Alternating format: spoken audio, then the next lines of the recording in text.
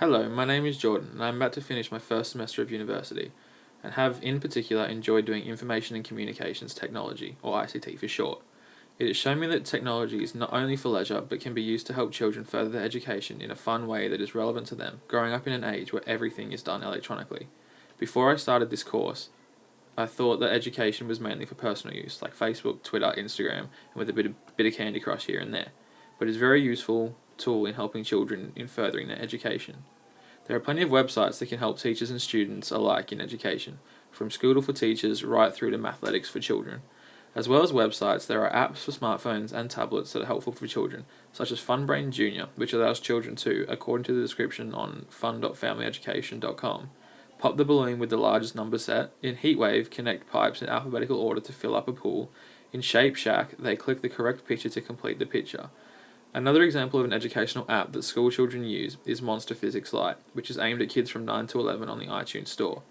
According to their description, the features of this app include create your own monster avatar, design and operate your own inventions, solve 20 fun missions, build with 68 different parts, is powered by a realistic physics engine, and works on both iPad and iPhone. The difference in the different use of this terminology in schools now is much different to when most of us were in school. Thinking back to when I was in primary school, I didn't have anything except a blackboard until I was around 10, and even then we just had whiteboards. We didn't even have computers in a classroom until I was around 12. Nowadays it's commonplace to have interactive whiteboards for each student to have their own laptop or tablet, for them to work in groups online together. Technology is such a big part of school now that it is actually part of the Australian curriculum. As young as Year 2, students, according to the Australian curriculum, should be playing and using different digital systems for transferring and capturing data. For example, using a tablet to take a photograph of a grandparent and recording an interview with them about their life in the past. The subject has taught me many things, much of which came in the form of studying and completing assignments. The first assignment that we were required to do was to construct and complete an e-portfolio online through our university emails. We were to create many headings and put in parts of the Australian curriculum in different pages with appropriate headings, and were to put our reasons for undertaking primary education. This assignment was to show us the way around the Australian curriculum site and how to create an e-portfolio, and to show us how teachers are to display their credentials now instead of carrying around a large folder. The next assessment required us to complete a video with storyboards, which I did in form of a claymation video. Another part of the assignment required us to create a Pinterest account, follow a number of other educators, and make 2 boards that had 10 pins on each about a certain subject.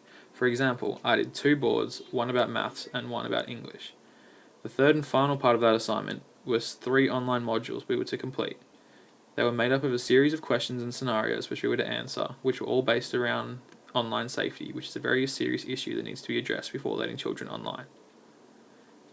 There was a lot that was learnt in this subject, some of which was TPAC, PBL, gamification, and SAMR. One of the major and most important things we learnt about was TPAC. TPAC isn't something you can physically do, it is more of a concept or idea.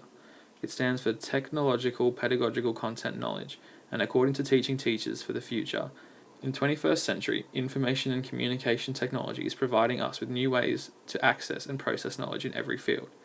TPAC is fundamentally a person's understanding of technology and their approach to using it in ways to further a student's education.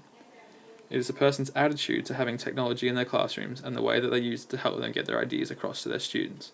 An example of this in the classroom is setting a class project where you tell the group of children sitting together that they are to research an animal and then make a PowerPoint and present this to the class. This would be an example of incorporating TPAC into your classroom. Another large part of what was taught was gamification. Gamification is the concept of taking game-based ideas and using them in normal life. For example, at EB Games, they have a reward system with different levels of cards. The more you spend, the higher the points go, and the better reward cards you get. This kind of concept can be used in a classroom and has had good results. An example of a way that this could be used in a classroom is the use of sticker charts. Explain to children that if they participate well in class, do well in assignments, or apply themselves and try hard, they will gain a star, and once they reach a certain number of stars, they will receive a reward. Overall, this subject has been a very interesting and enlightening experience, and I feel like what I've learned throughout it will help me become a better educator and be able to enhance the learning capabilities of my students in my career.